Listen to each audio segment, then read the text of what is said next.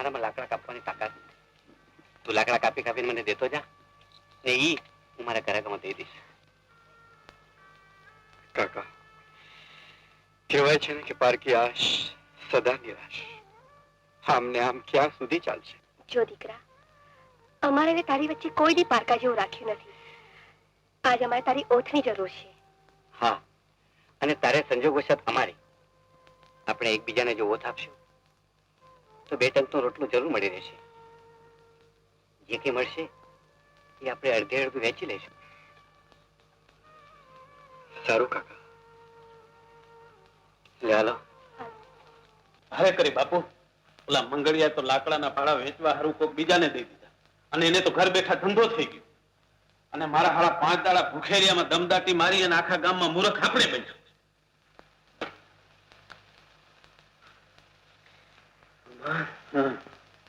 આપણા હાથ હેઠા પડ્યા કે જુદો મારા કાઢવો પડશે.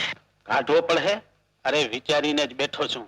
આ ગમાણહી જ્યાં સુધી તમારા ભેગો છે ત્યાં સુધી તમારા ભેજાની તંદુરસ્તીને જરાય ભય નથી. એટલે બાપુ, મારે કાને વાત આવી છે કે રાજની આવક વધારવા આ રાજના જંગલનો ઇજારો 1 વર્ષના પટ્ટે કોઈને આપવાનો છે. આપણે શું કરી શકીએ? તમે મારી વાત તો સાંભળો પૂરી. તમે દિવાનજીને વાત કરો કે ઇજારો તમને આપે. ગુમાન, મારા બાપુ ન્યાયના ભક્ત. એવી વાત કરું ને તો મને પરબારો ઘરમાંથી બહાર જ કાઢી મૂકે. અરે જરા ધાણો તો દાબી જુઓ. તું એક વાત ભૂલી જાય છે અજય, કે હું જેમ તારો પિતા છો તેમાં રાજ્યનો દિવાન પણ છો. આ ઇજારો હું તને આપું તો પક્ષપાતનો ગુનો કર્યો ગણાય. મહારાજ અને પ્રજા બેયને એ માટે મારે જવાબ દેવો ભારે પડે. અને તે ઉપરાંત આટલા વર્ષોની મારી પ્રામાણિક સેવા ઉપર પાણી પડે. એટલે આ ઇજારો હું તને નહીં આપી શકું. બાપુજી, એવું પગલું ભરતા પહેલા વિચાર કરો. મારો સંસાર હર્યો ભરો થાય, હું સુખી થાઉં, એ તમે ઈચ્છતા નથી?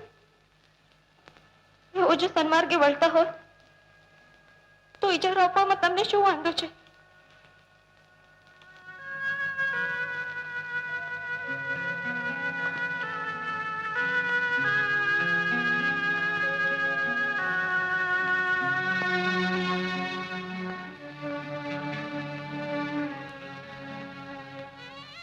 બેટા, તમારી અરજ માન્ય રાખીને 1 વર્ષને પટે આ જંગલનો ઇજારો હું અજયને લખી આપીશ.